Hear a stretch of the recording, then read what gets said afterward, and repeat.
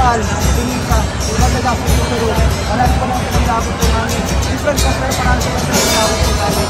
Siyempre pinagabot po namin, main cause po is corruption, ito walian, sa ilang gobyerno, pati sa amin, pati sa politikaw, pag-control, pinagabot po namin yung wala po sa flood control. Kasi tama na ba yung mga pinagabot sa walang iyak mo? Bilang ka ng mga karakot na pinagabot? Palagi?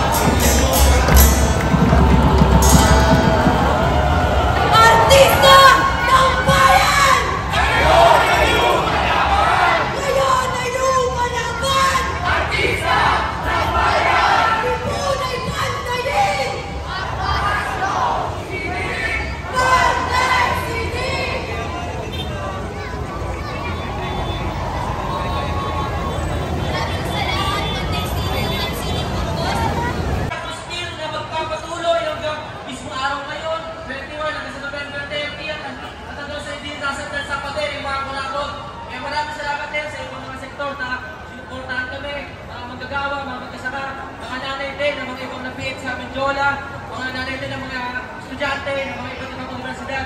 Ayun, ako nga pala si Vidron. Kami po pala ang ipang pinatid against corruption. Binubuo din ng mga alyansa ng mga biktima ng brutalidad ng pulis at lumalaban sa korupsyon. Bakit nga po ba kami nandito? Bakit? Kasi litaw na litaw, wala pa ng nakaraang taon. Hanggang sa ngayon, yung damang-dama namin ng inflation. Damang-dama mga estudyante pa kami, mga magagawa man kami. Tapos tatambad sa pagmumukha namin sa mga balita, bilyones yung ninanakaw sa atin. Mga magagawa ka ng kabataan, tama ba yun? Bilyones nga, di na billions pa na di na pupunta sa serbisyong pangkalusugan, serbisyong transportasyon, serbisyong publiko. Tapos yung pinakalitaw ngayon, mga flood control projects. Now, mula sa mga substandard hanggang saan? Ghost projects. Sobrang insulto to sa atin, sobrang insulto sa kahit sino mang sektor ng lipunan natin. Na yung mga pinababayad natin ng buwis mula sa mga pot na pinibili natin hanggang sa pinukulimpat sa ating mga trabaho hindi na pupunta sa mga servisyo sa mamamayan. Tapos, ang mapapalitaan natin itong sila Marcos Duterte na silang mga mastermind, mga main kurakot, mga taga-control ng mga pera, mga pinukurakot nila Vizcaya, Romualdez, hindi na nanagot kasi kahit yung mga pinakamababang sektor na pinakamababang kasapakan nila sa gobyerno, wala nanagot. Ang nangyayari sa atin, puro circus. Yung ICI, hindi tinatampan sa taong bayan yung mga proseso nila. Tama ba yun? Hindi tinatampan yung mga nangyayaring investigasyon na parang pinaglalaruan tayo. Kaya ayun, lumalawak. Mula na September 21. Hanggang ngayon, yung mga protesta, dumadami mga kapataan, yung mga build-up ng mga protesta natin, ganun yung mga nangyayari. Tapos ayun nga, lumipas ang ilang buwan. Natapos ang September 21, wala pa rin nasasandal ng mga kurakot. Pero minimum na lang kahit panagot yung mga nasa kawanina sa gobyerno. Pero wala nangyayari. Tuloy-tuloy lang din ang korupsyon, tuloy-tuloy lang din. Halimbawa sa 26 national budget, saan napupunta yun?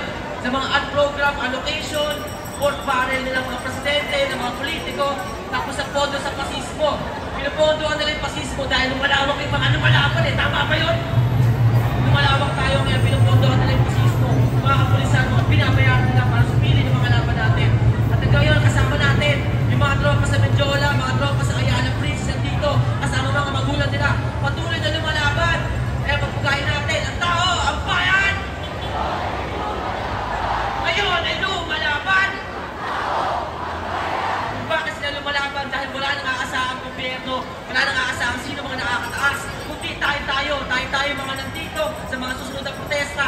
Kaya ayun, inaayaan ko po lahat, magpalawak pa tayo ng mga solidarity work, mga mobilization, o mga cultural event. Palawakin pa natin para sa ating mga pinagalaban na anti-corruption, anti-fascismo. Panagutin ang mga kurakot, panagutin ang mga kapulisan na nanakit, panagutin ang fascismo dahil sila mismo ang mga bayolente. Sino ang mga bayolente? Pinabansan sa mga hip-hop doon, mga bayolente noong 21. Pero bakit may violence? Merong korupsyon, may kahirapan sa hanap buhay.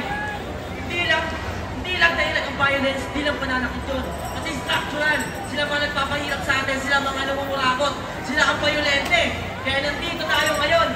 Anong tugon natin para sa mga kurakot? Lahat ng kurakot! Dapat ba nago? Justisya para kay Eric Saber! Ang tao, ang bayan! Maraming salamat po. Kami po lang yung mga pinagdalagas po namin. Kanyaan sa laban sa korupsyon at brutalidad ng pulis. Pagbuhay po kailangan ng mga kapatanan. Maraming salamat kasama